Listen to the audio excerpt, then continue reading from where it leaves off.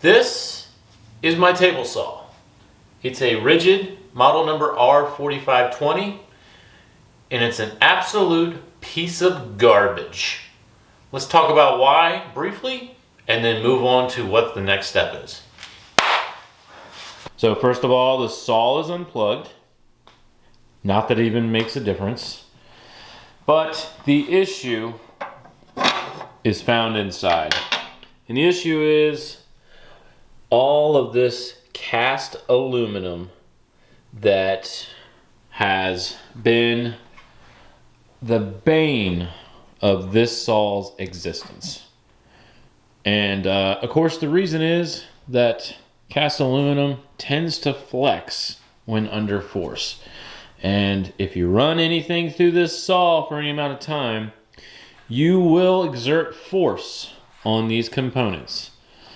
And because of that, these tight tolerances in here become even tighter. And things will rub, and things will break, and things have broken. And now I've got a saw that will not keep its belt tight. I would like to preface this all by saying it hasn't always been bad.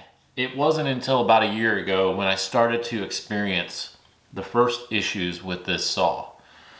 Now, that's really not a positive per se, because this saw was only on the market for maybe 3 years, and I've had this for 2.5 years.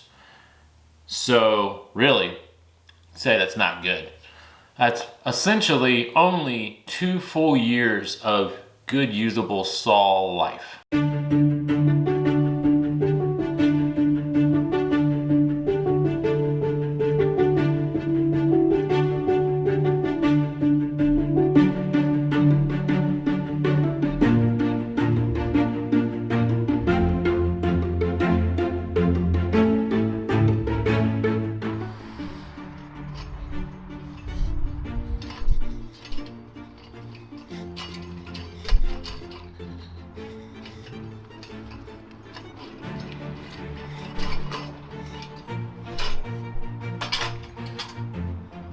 All right, well, it's here, and it's a grizzly.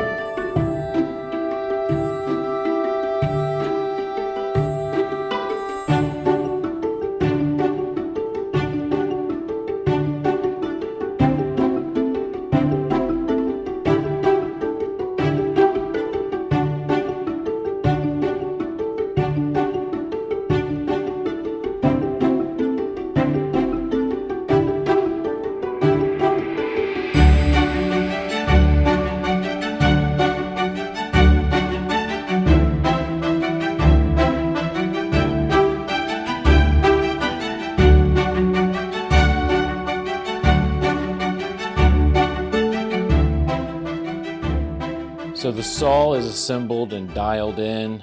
I did the fence alignment and the blade alignment to the miter slots with a dial indicator. So everything's good to go. I just need to finish plumbing in the dust collection. And then the last step is to get the outlet wired up for the 1630 amp plug, this guy. So I don't have an outlet with that. Working on getting that installed. And then once we do, we'll be able to do our first test cuts, and then we'll be back in operation.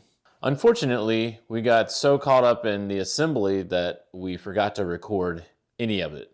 So for your viewing pleasure, here's a reenactment of that assembly.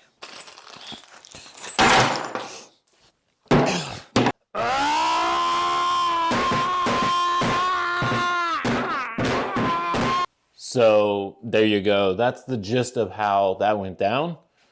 And let's take a closer look at this guy, shall we? So, again, this is a Grizzly G1023. It is with the 5 horsepower motor, and it has the router table insert. And in here, I have opted to put my 1 3/4 horsepower, or maybe that's 2 1/4. That's a 2 1/4 horsepower Makita router. So that's mounted to it, and I've got it fed into this electrical mess, which will be cleaned up eventually.